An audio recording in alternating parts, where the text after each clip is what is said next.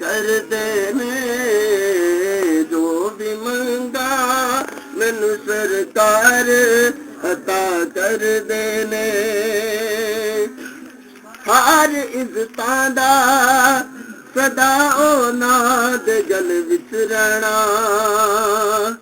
हर इज्जतां दा सदा ओना दे गल विच रहना ओना खुशबख्तां दा ना मर के भी जिंदा रहना जेड़े आका दी। बिस्मिल्लाहिर्रहमानिर्रहीम। अस्सलाम वालेकुम दोस्तों, बुजुर्ग बना रही तुहाडे सामने अगली वीडियो नाल हाज़र हाँ। असीं देख रहे हो जनाब LC दे लड्डू जिहड़ा ना वो बनाने का तरीका तुहानूं दस्सण लगे हाँ, जिस तरह कि बहुत ही ज़बरदस्त बहुत ही आलीशान है। और पहले मैं इस तरीके नाल कदी नहीं बनाया जिहड़ा कि तुहाडे सामने हुण बनाउण लगे हाँ। और यह LC जिस तरह बाज़ार चों लैके आई इहदे काफ़ी गंद पिल हुंदा है, मट्टी हुंदी है। और इहनूं सब तो पहले छानिया जाए, छान के अच्छी तरह इहनूं साफ़ किया जाए। और उस तो बाद वैसे पहले मैं नहीं सी इस तरीके बनाई जिस तरह हुण बनाउण लगे। इहनूं छानण तो बाद जिहड़ा ना कपड़े दे विच पा के इहनूं अच्छी तरह मलिया जाए ताकि इहदे उत्ते मट्टी जिहड़ी लगी वो साफ़ हो जाए। और इस तो इलावा भी इहनूं इहदे कोई होर भी बीज जिहड़ा होवे उहनूं अच्छी तरह जिहड़ा ना साफ़ करना बहुत ज़रूरी है। साफ़ करन तो बाद जिहड़ा असीं इहदे नाल दूसरा मरहला शामिल करांगे वो असीं इह करांगे कि इहनूं असीं जिहड़ा ना वो कढ़ाई दे विच पा के ते इहनूं अग ते रखांगे, हल्की आंच दे विच इहनूं असीं भुनांगे। वो भुनदे होए तुहानूं मैं दिखाना वा। और देखो कढ़ाई जिहड़ी ना असीं चुल्हे ते रखी हुई है और इहनूं असीं हल्की आंच ते जिहड़ा असीं बनाने आ।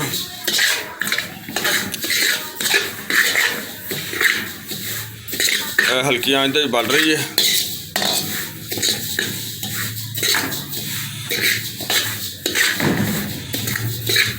इहनूं तेज़ अग जिहड़ी ना बिल्कुल नहीं देनी, बिल्कुल हल्की आंच ते बनाना है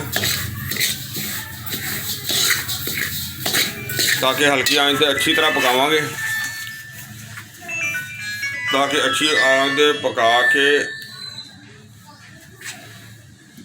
ताकि साड़ी जिहड़ी ना सड़े ना, क्योंकि इनू जी बड़ी जल्दी जी ना वो जल जाती थले। सड़न तो बचाना बहुत जरूरी है।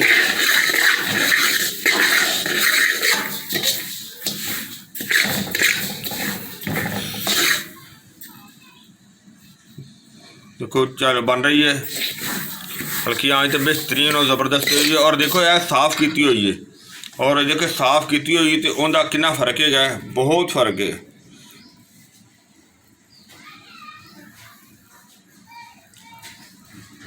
बहुत ज़बरदस्त होनी, अच्छी तरह साफ़ की हुई तो चीज़ भी बेहतर होएगी, खाने वास्ते भी अच्छी लगेगी।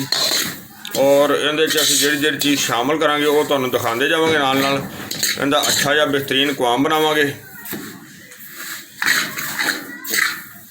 और इनू असीं हुण कपड़े च पा के ना इनू मलने आ, ताकि मैं इनू गर्म करके ते इनू यानी कि भुन के ते कपड़े च पा के मलने आ, ताकि इहदे उत्ते जिहड़ा कट्टा होवेगा अच्छी तरह वाश हो जाएगा।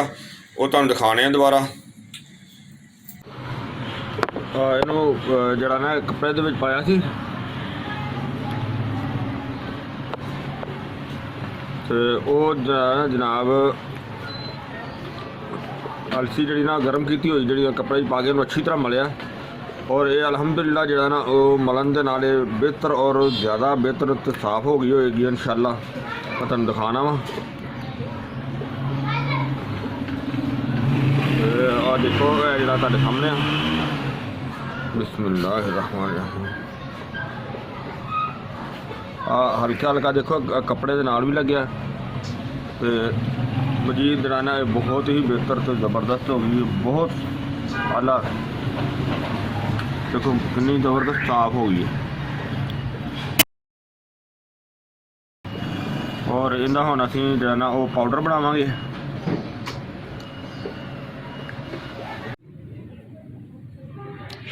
माशाअल्लाह असीं देखो ज़बरदस्त जो ना वो LC का जो पाउडर बेहतरीन A1 बना लिया।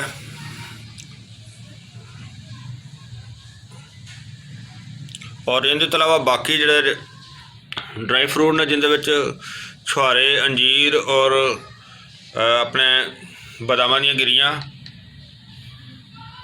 और बाकी सारे ड्राई फ्रूट और खशकाश वगैरह सारे ना भगो के रखे हुए सी ताकि भगोन के नाल नरम हो गए ने। ये हुण अच्छी तरह ग्राइंड होणगे, इहदा जायका बड़ा बेहतरीन और अच्छा मिलेगा। और इहदे च नारियल भी है।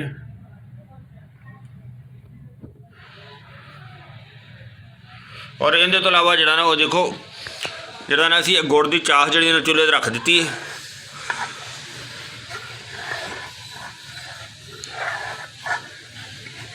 हल्की आंच ते गुड़ की चाह जिहड़ी बन रही है।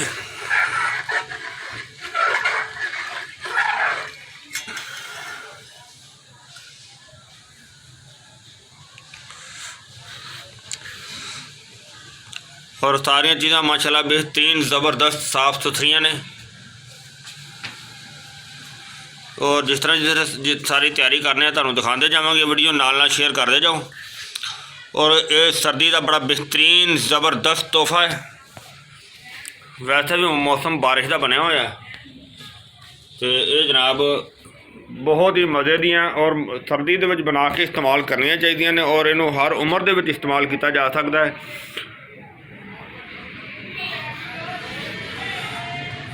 और इनू असी हुण क्लीयर करके तुहानूं दिखाने इहदी यानी कि इहदी चाह जी बना थोड़ी देर लगेगी क्योंकि हल्की आंच ते बना रहे हैं। तो फिर तुहानूं दिखाने सारा इंशाअल्लाह। जी माशाल्लाह देखो साड़ा जो गुड़ का कुआम है वो भी माशाल्लाह बहुत बेहतर तैयार हो रहा है तकरीबन। और अल्हम्दुलिल्लाह देखो यह भी मटीरियल साड़ा सारा अच्छी तरह ग्राइंड करके उस देसी घी पा के रख दिता। जिस तरह ही वो चूल्हा बंद करने हल्का जा फिर चूल्हा चला के इनकी तैयारी करांगे। बाकी अल्हम्दुलिल्लाह देखो सारिया आइटमां जिहड़ियां साडियां तैयार हो गई ने।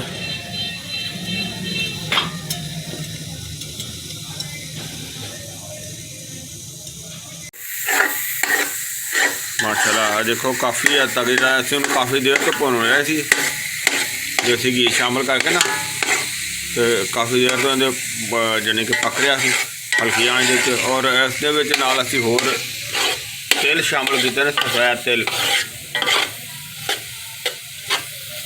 और इहदे च मजीद असीं जिहड़ा ना जो मर्जी शामिल कर सकते हैं, ड्राई फ्रूट का कोई भी आइटम जिहड़ी है ना वो शामिल कर सकते हैं और जिन्नी मर्जी शामिल की जा सकती है। और बस इन्हों थोड़ी देर होर पकाने आ। और पकाने तो बाद फिर असीं इहदे च सारा जिहड़ा ना वो जिहड़ा असीं गुड़ का शीरा बनाया वो भी इहदे शामिल करांगे। तो फिर इस नाल जिहड़ा बाकी साडा मटीरियल है सारा असीं इहदे विच शामिल करांगे।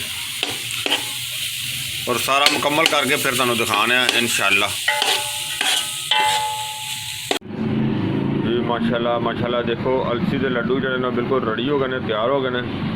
बहुत ही टेस्टी तो बहुत ही मज़ेदार ने।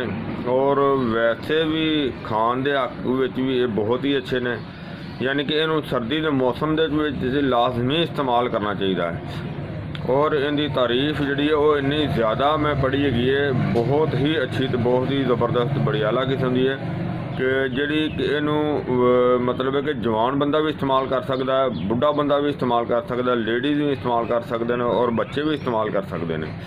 हड्डियां मजबूत बनाती है, असाब के पट्ठियां नूं बेहतरीन ताकत देती है। और इस तो अलावा नाल ही मसाने की ताकत वास्ते बहुत आला चीज़ है। और देखो ये वैसे भी बड़ी ही खूबसूरत किस्म की चीज़ बनी है तो बड़ी ही जी ना टेस्टी तो मज़ेदार चीज़ां जो सारा फार्मूला तो तुसीं देखिया सारा मतलब कि तुहाडे सामने दिखाया गया है। और इनू खान का तरीका ये होना चाहिए कि इनू एक तो बल्कि दो लड्डू दो तो अगर तीन भी खाए जाए चार भी खाए जाए तो कोई मसला नहीं है, कोई हर्ज नहीं है। तो इनू खाना इस तरह है कि इनू एक लड्डू मूंज पा के उन्होंने अच्छी तरह जना चबाना है। यानी कि उन्होंने अच्छी तरह बारीक करके यानी कि जिस तरह उसका लुआब बन जाए तो वो जरा ना इस्तेमाल करना चाहिए।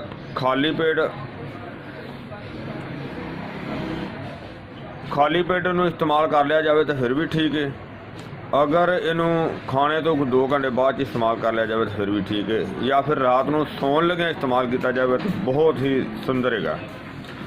और इनू जो मैं दस रहा तो इनू चबा के इस्तेमाल करना, इनू अच्छी तरह यानी कि इसका लुआब बन जाए, लुआब बना के तो इनू इस्तेमाल करना है। और इस उत्तों एक कप जो ना गर्म दुध का लाजमी इस्तेमाल करना जो ना बहुत ज़रूरी समझा जाए। और इस सर्दी का ज़बरदस्त बेहतरीन सौगात है, तोहफा है। ਔਰ ਇਹਨੂੰ ਜਨਾਬ ਇਸਤੇਮਾਲ ਲਾਜ਼ਮੀ ਹੀ ਕਰਨਾ ਚਾਹੀਦਾ ਹੈ।